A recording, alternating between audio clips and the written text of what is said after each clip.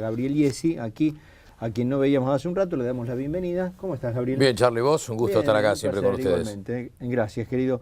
Bueno, ¿esto va para adelante? ¿Va a salir así como fue? Porque hay algunas cosas que se conocieron que medio como alarman, ¿no? Mira, esto arrancó cuando arrancó la codificación del Código Civil, que el año pasado tuvo media sanción, también bastante polémica. Ya en mayo del 2012 el gobierno de la Nación tuvo la idea de crear comisiones de trabajo para codificar nuevamente algunos códigos de fondo, uno es el civil y comercial, otro es el penal, que estaban dispersos en leyes y normas complementarias. En cuanto al Código Penal, en mayo del año pasado se formó una comisión en el seno del Ministerio de Justicia, que como bien decías vos en la introducción, preside Eugenio Zaffaroni, la conforman Leonard Ranián, María Laura Bajelata, Ricardo Gilavedra y Federico Pinedo.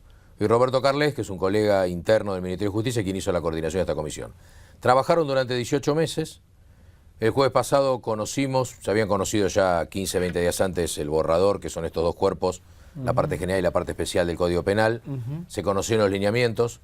Desgraciadamente para quienes analizamos, y seguramente esto le va a tocar también a los legisladores, salvo que esto cambie, no se conocieron ni los papeles de trabajo que tuvieron a mano los integrantes de la comisión, ni la exposición de motivos que precede a este anteproyecto, que como todos sabemos, como la Constitución Nacional nuestra, tiene una ideología. Nuestra Constitución tiene una ideología republicana, democrática. Bueno, si hubiésemos conocido la exposición de motivos, entenderíamos cuál es la ideología que conlleva este proyecto.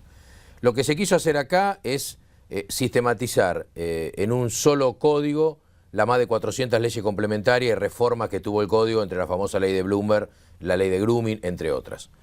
Nosotros en el estudio, la semana pasada, el otro miércoles, hicimos un desayuno de trabajo, donde junto con 20 colegas del Fuero, analizamos este documento, y el 26 de marzo estamos haciendo una jornada abierta para discutirlo, porque también nos atañe a quienes trabajamos en el Fuero Penal. La primera conclusión que todos llegamos es que ciertamente se torna necesario reunir en un solo código, sistematizar en un solo digesto jurídico todas estas leyes complementarias que andan dando vuelta, y que el código anterior del año 1921, el de Carlos Tejedori, tuvo más de 900 modificaciones, entre modificaciones y leyes que se anexaron.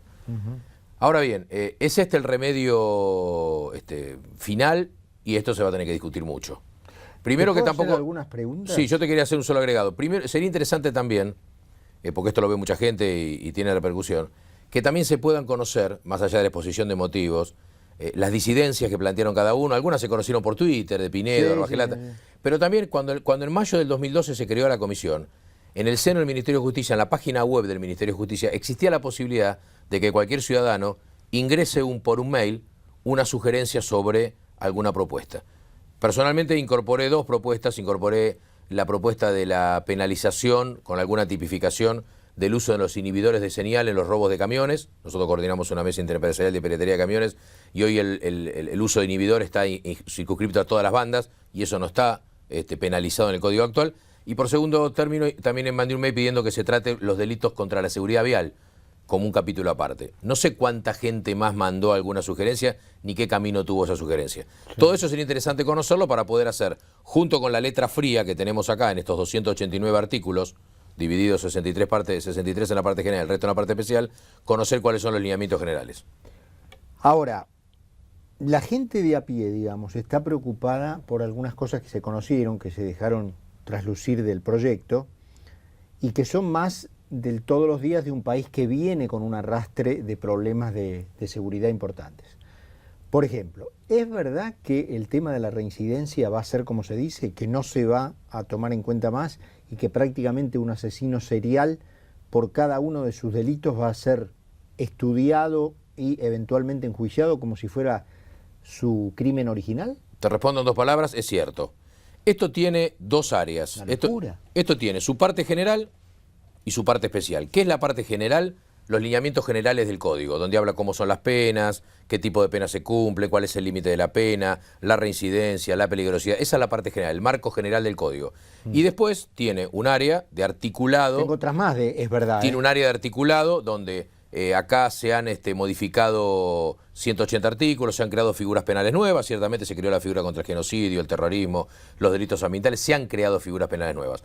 Ahora, yo creo que lo que más discusión va a dar, y en lo que muchos estamos de acuerdo y otros no, depende porque esto es materia opinable, en primer lugar, en cuanto a las penas, elimina la figura de la prisión perpetua. Algo que necesariamente debería tratarse, ojo, porque hoy en Argentina esta confluencia de leyes ha hecho que hoy, de acuerdo al criterio de cada tribunal, tengamos que para algunos tribunales la pena máxima es 50 años, para otros 37,5, para otros 32, para otros 30.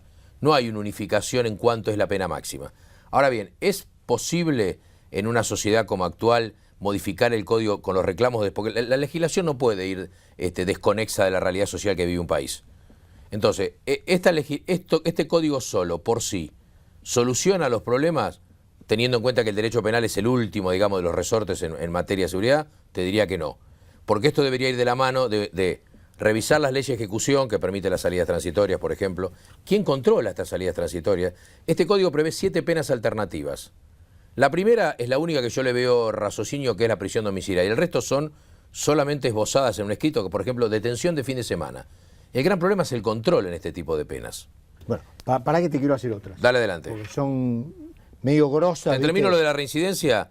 La reincidencia se elimina, la reincidencia genérica se elimina en este proyecto.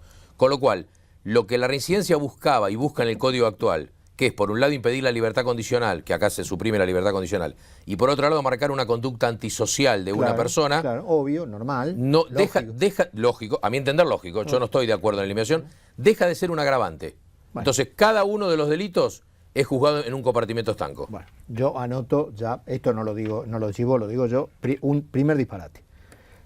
Segundo, ¿es verdad que se va a tomar en cuenta para calificar el hecho y eventualmente enjuiciar al delincuente la situación económica de la víctima? Sí, eso es la realidad que este código plantea. Extraordinario. Plantea algo cierto. O sea, si es un millonario, entonces es una por un lado plantea el principio de significancia, lo que en derecho penal se como conoce el principio de bagatela. Esto que alguna vez vimos en un caso que fue condenado a 8 años de prisión por robar un centavo, robar un caramelo. Digamos, el dispendio jurisdiccional es mucho mayor. Obviamente. Eso es el principio de bagatela. Pero eso se elimina, pero sí, una de las consecuencias que se invirtúa es esta, que bien decís vos. Por ejemplo, si un tipo le afana a un millonario, no es tan grave como que le afane a un pobre. Es una de las realidades que plantea el código, que no conocemos de dónde viene el lineamiento que esto marca. O sea, el principio del artículo 16 de la Constitución. Bueno, por eso esto va a chocar en muchas cosas con lo que dice la Constitución Nacional. En segundo lugar, también tiene como atenuante que por ejemplo, sea cometido por un menor de 21 años, porque este código es de aplicación para menores de 18. Dice que se sancionará una ley penal juvenil, como tiene la provincia de Buenos Aires. Ahora, en la época que vivimos, donde gran parte de la delincuencia la tenemos entre los 18 y los 21 años, mayor-menor, porque para votar es 16, una dualidad de edades, es un atenuante tener menos de 21 años. Es un atenuante haber recibido una lesión producto del hecho. Esa te iba a preguntar, era la otra que te iba a preguntar. O sea, el delincuente se lesiona en el transcurso de la comisión de su delito. Y eso es un atenuante. Lo que sucede es que esto es un tipo penal muy abierto. No, pero decime por sí o por no si es así. Es así. Pero ¿para qué está pensado eso? Pero eso no se puede creer. Eso está pensado, eso existe actualmente. ¿Eso está pensado para qué? Eso está pensado para el caso que ha habido innumerables casos en la jurisprudencia, donde viene un auto que conduce el padre, al lado va el hijo, tiene un accidente de tránsito y muere el hijo. Y el padre es juzgado. Entonces, en base a esto y a una regla de la sana crítica, el padre finalmente es sobreseído porque el principio de sufrimiento fue mucho mayor, el sobreseimiento de cargar con la muerte del hijo de lo que puede ser una consecuencia penal. Pero esto está previsto en este código. Es uno de los atenuantes. Por eso digo que va a haber mucha discusión. Pero si vos te metiste solo en el tema, si vos nadie te puso un revólver en la cabeza para que vayas a afanar, si vos decidiste ir a afanar y en el curso del afano te lastimás un brazo, y eso se te vuelve a tu favor, es genial. Bueno, también elimina la peligrosidad, el concepto de peligrosidad. El concepto de peligrosidad, que es el artículo 40, 41, que permite, el actual, no, por supuesto, que permite al juez tener en cuenta atenuantes y agravantes y analizar psicológicamente la peligrosidad de un individuo, como por ejemplo, para tener un caso reciente, el caso de Tigre que vimos en las imágenes, este joven que baja a auxiliar a otro que están robando y un muchacho en la moto le clava. Sí, ayer o antes de ayer. También reincidente. El problema acá con las penas, este código prevé 7 penas alternativas. El gran problema es el control de las penas alternativas. Está lleno de hechos que la opinión pública no conoce y los que estamos en el fuero conocemos, algunos porque nos toca trabajar y otros porque estamos tomando un café en algunos tribunales, en algunos cafés tribunales, hablamos con un colega. En muchos de los grandes hechos que han sucedido en los últimos tiempos, ha habido integrantes de los hechos con salidas transitorias, porque no hay control, el patronato de liberados no funciona, se confluye con y se contrapone con las salidas transitorias, que en algunos casos a la mitad de la pena. Imaginemos acá, por ejemplo, un caso como el de Ángeles. Primero imaginemos lo que pasa si se suprime la perpetua. Se suprime la perpetua, se pone una pena tope de los delitos graves y gravísimos, se pone una pena tope de 30 años. Con lo cual, muchos del 8% de los que hoy están condenados, entre ellos los delitos de lesa humanidad, si tienen la mitad de la pena, pueden pedir el principio de revisión, la ley penal más benigna y se van a la casa. Va a producir una salida de muchos de los que tengan reclusión perpetua. Ahora bien, ¿qué pasa con los homicidios calificados? Hoy tiene una pena de reclusión perpetua, que de acuerdo a qué tipo de homicidio calificado, no podría salir en libertad condicional hasta los 35 años. En este caso, en un homicidio calificado, mató a la esposa, le dan 15 años, a los 7 años y medio puede estar con salida transitoria y aún menos si estudió. Vimos el caso de Marcos, donde por haber estudiado y haberse recibido bachiller, le bajaron la pena porque baja la pena en un 25%.